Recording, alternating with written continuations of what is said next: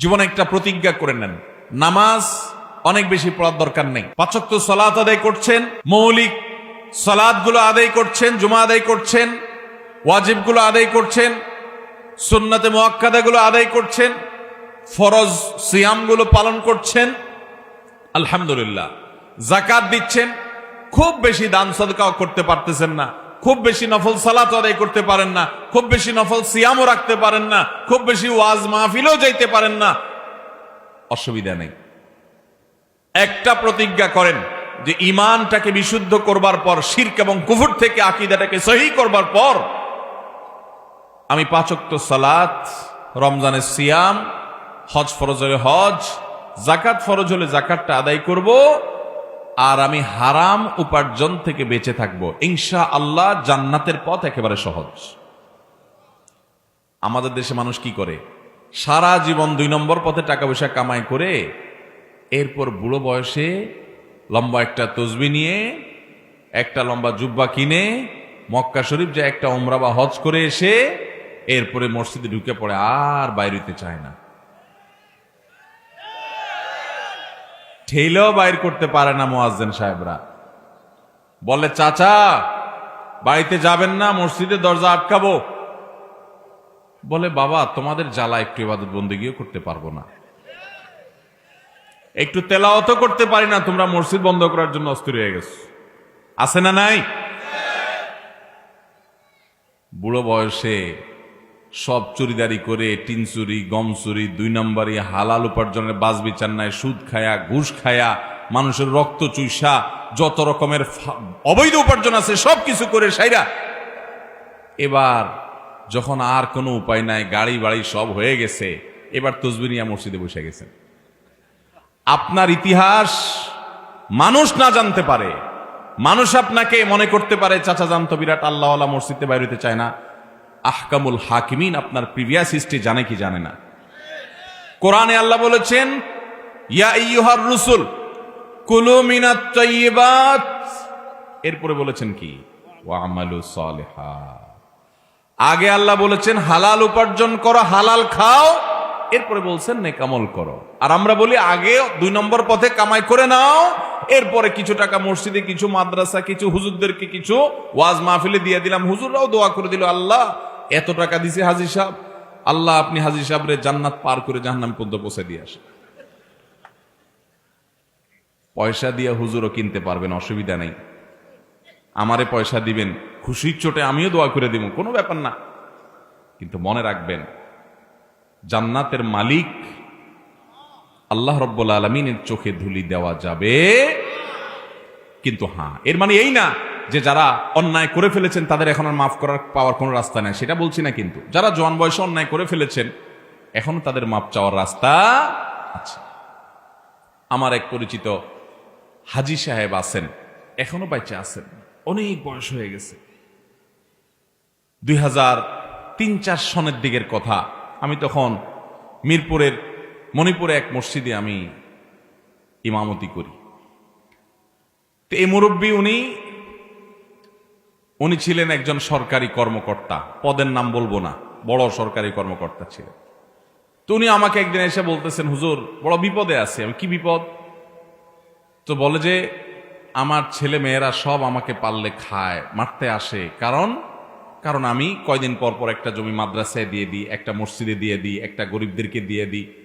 এত জমি আমি ঢাকা শহরে বিভিন্ন জায়গায় আল্লাহ আমার জমি জমা দিছে, এগুলা যে মানুষকে দিয়ে দেই, গোটা জমি ধরে দিয়ে দিই। এই জন্য আমার ছেলে মেয়েরা বলে মানুষ এরকম দান করে, মানুষ দান করে 2000, 5000, 10,000 টাকা মসজিদ মাদ্রাসায় দেয়, তুমি যেভাবে গোটা জমি ধরে দিয়ে দিচ্ছ, এইভাবে দিলে তো আমরা ফতুর হয়ে যাব, এভাবে দাও কেন? কারণ ছেলে মেয়েরা সব আমার বিরুদ্ধে খেপা, আমি কি করব? তো আমি বললাম, ছেলে মেয়ে যে খেপা এটা তো যৌক্তিক, তাদের খেপার কারণ আছে, আমি তো তাদের পক্ষে।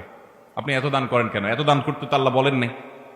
নবী সাল্লাল্লাহু আলাইহি সাল্লাম বলেছেন, তোমার সন্তানদের জন্য কিছু রেখে যাওয়া উত্তম, তা একেবারে তা সব দান করে তাদেরকে খালি হাতে বসায় দেওয়ার চাইতে কিছু রাখেন, আপনি এইভাবে দান করেন কেন? ঠিকই তো বলছে তারা। তখন ভদ্রলোক বড় নিঃশ্বাস ফেলে বলছেন, হুজুর আমার দুঃখ তো আপনিও বুঝলেন না। তাই আমাকে বলেন দুঃখ কি?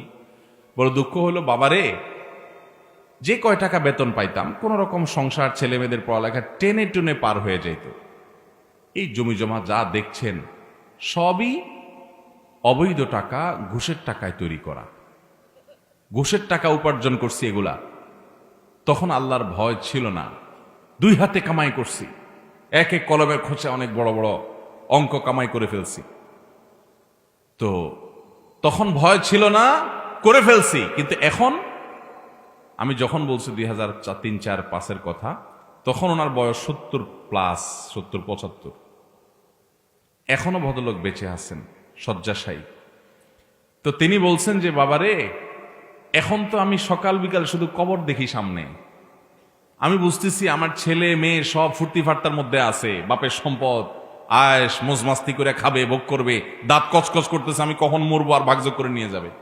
আমি বুঝতে পারতেছি, কিন্তু আমি এটাও জানতে পারতেছি যে কবরে থোয়ার সাথে সাথেই তো আমার শুরু হয়ে যাবে জবাবদিহি।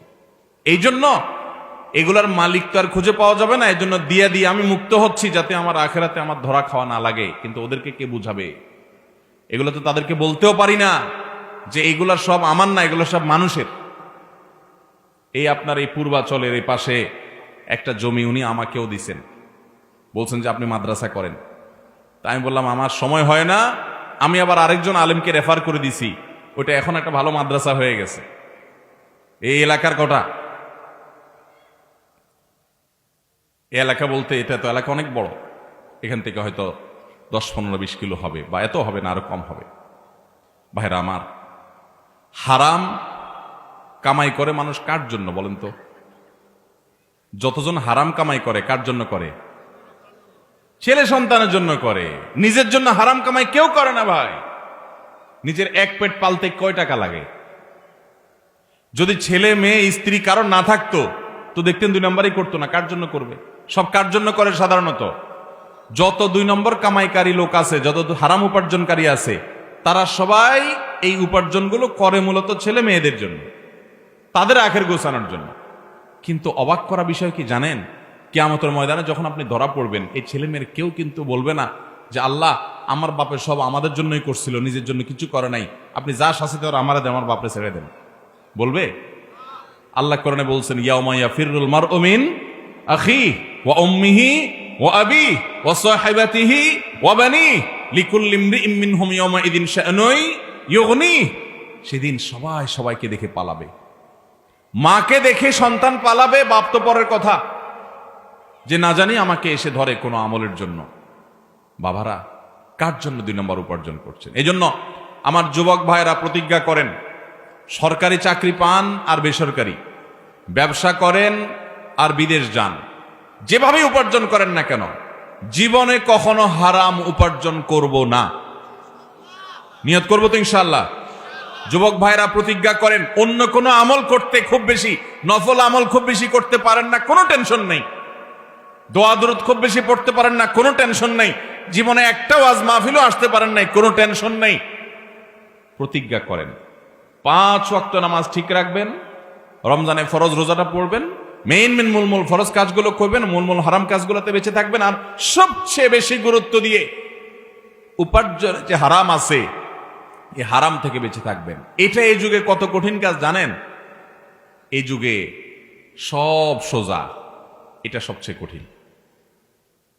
যুবকদের জন্য 2টা জিনিস সবচেয়ে বেশি চ্যালেঞ্জের। এক হলো এই হারাম থেকে বাঁচা, আরেকটা হলো চরিত্র রক্ষা করা, চরিত্রকে হারাম থেকে রক্ষা করা। এই 2টা সবচেয়ে কঠিন কাজ। এই 2টা যে ওভারকাম করবে, তার সামনে আর ইনশাআল্লাহ অন্য কোনো বাধা টিকবে না। সে সকল বাধা পেরিয়ে ইনশাআল্লাহ জান্নাত পর্যন্ত যেতে পারবে। হালাল উপার্জন করলে কি লাভ হয় জানেন? নগদে যে লাভটা হয়, নগদে মনটা থাকে রিল্যাক্স মোডে, সুখে থাকে মানুষ। হালাল উপার্জন করলে মানুষ কি থাকে? টাকা যারা কামাই করে 2 নম্বর পথে, তারাও তো সুখের জন্যই কামাই করে, না দুঃখের জন্য করে? হারাম টাকা যারা কামায় কিসের জন্য করে? সুখের আশা না করে? কিন্তু বাস্তবতা কি জানেন? হারামখোর এই টাকা তাকে কখনো সুখ দেয় না। সুখ যদি কিছু পায়, তার ছেলে মেয়ে নাতিপুতি তারা বাপসাব নিয়ে রাস্তাঘাটে চলে, জানা না তাদের দাদা বড় ডাকাত, তাদের বাপ বড় চোর, বড় দুর্নীতিবাজ, বড় ঘুষখোর, বড় সুদখোর, হারামখোর। এটা তো ছেলে মেয়ে জানে না, তারা তো মোজ মাস্তি করে বাপে কামাইছে, বাপে যে 2 নম্বর পদে কামাইছে, দাদা যে 2 নম্বর পদে কামাইছে, নানা যে 2 নম্বর পদে কামাইছে, এটা তো নাতিরা জানে না, ছেলে মেয়ে জানে না, তারা মোজ মাস্তি করে ঘুরে বেড়ায়। আর বুড়া নিজেরটা নিজে জানে, হায় রে এগুলো সব তো চোরাই টাকা, এগুলো সব তো 2 নম্বর টাকা। তার ভেতরে ত্রাস শুরু হয়ে যায়, অস্থিরতা লাগে। ওই যে মুরব্বীর কথা বলছি, উনি আমাকে বলছেন, হুজুর আমার কাছে তো ভালো লাগে না, আমি তো জানি এগুলো সব মানুষের রক্ত চোষা টাকা, এগুলো যখন মনে উঠে আমার ভিতর থেকে, ওনাকে আল্লাহ তওবার নসিব দিয়েছেন, উনি তো ভালো মানুষ যে উনি ফিরে এসেছেন, সুযোগ পেয়েছেন মৃত্যুর আগে তওবা করার। কত কবল পড়া আছে, এই সম্বিত পর্যন্ত তার ফিরে আসে নাই, সে মৃত্যুর আগে তওবা পর্যন্ত করা নসিবে হয়।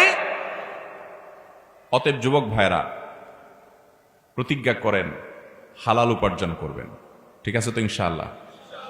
জীবনে কখনো একটি টাকা, 1 টাকার একটা কয়েন হারাম হলে এভাবে ছুঁড়ে ফেলে দিব, ওইটা আমার দরকার নেই, ঠিক আছে না ইনশাআল্লাহ?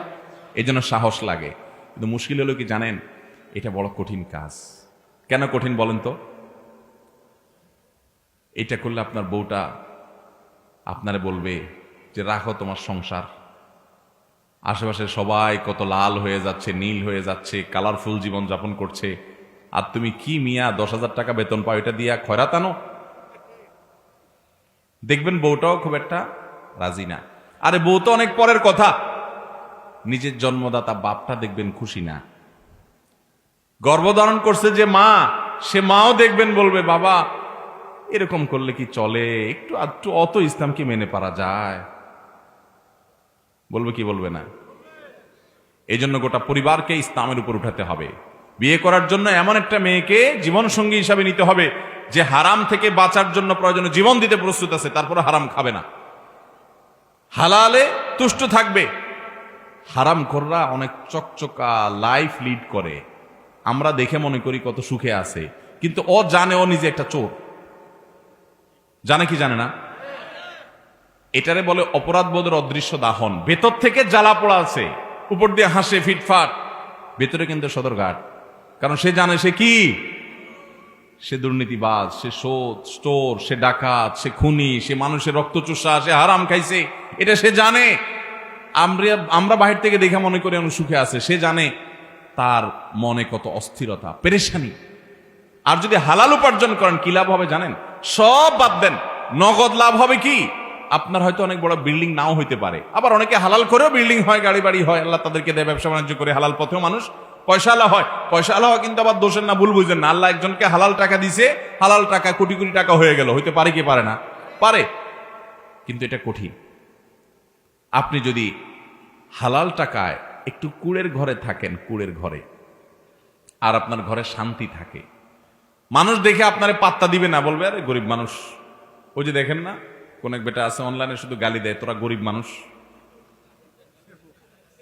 তো এলাকা মানুষ আপনাকে এরকম গালি দিবে, বলবে বেটা তুই গরিব মানুষ।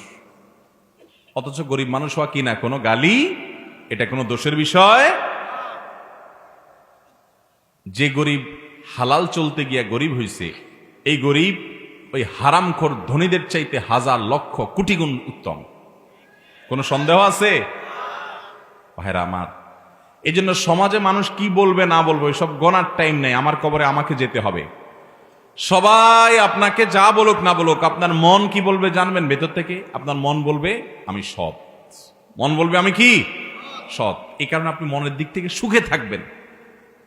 আমি এরকম বহু সরকারি কর্মকর্তাও দেখেছি যে কোন রকম অনেক বড় সচিব ছিলেন, কিন্তু কোন রকম একটা একতলা বাড়ি করে ঢাকা শহরের জীবন যাপন করে দিছে, বেশি কিছু করতে পারে নাই, কিন্তু খুব হাসি খুশি। কারণ সে জানে সে মানুষটা সৎ, ভেতর থেকে তার শান্তির শুধুমাত্র আপনার শান্তির বার্তা সে ভেতর থেকে পায়। অতএব হালাল উপার্জন করা এবং হারাম ছাড়ার জন্য সংকল্প করা দরকার। আজকে বাংলাদেশের সবচেয়ে বড় সমস্যাগুলোর একটা হলো দুর্নীতি।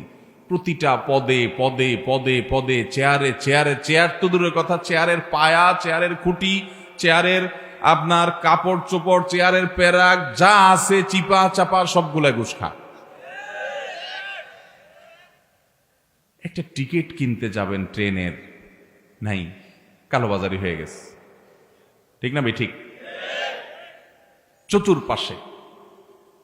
অথচ আমরা আবার বলি এদেশে বেশিরভাগ সংখ্যাগরিষ্ঠ মুসলমানদের দেশ, তাহলে যত 2 নম্বরই কাজ করে এগুলো সব বেশিরভাগ মুসলমান না? কারণ বেশিরভাগ মানুষই তো মুসলমান, নামে মুসলমান। এই নামে মুসলমানের জন্য আল্লাহ জান্নাত তৈরি। অতএব হারাম ছাড়বো তো ইনশাআল্লাহ। যারা সুদের কারবার করেন এই এলাকার, আল্লাহর জন্য এটাকে তালাক দিবেন, ছেড়ে দিবেন, ঠিক আছে তো ইনশাআল্লাহ? এবং হালালে চলে আসবেন। কার জন্য করবেন? যাদের জন্য করছেন হারাম কামাই, এরা কেউ কিন্তু দায়িত্ব নিবে। আল্লাহ তাআলা আমাদের সবাইকে হক হালালি চলার তৌফিক দান করুন, হারাম ছাড়ার তৌফিক দান করুন। জাযাকুমুল্লাহ খাইর ওয়া আখিরু দাওয়ানা আলহামদুলিল্লাহি রাব্বিল আলামিন। ভাই, অনেক প্রশ্ন আছে আপনাদের, অনেক প্রশ্ন, আমি আলোচনা দীর্ঘায়িত করলাম না।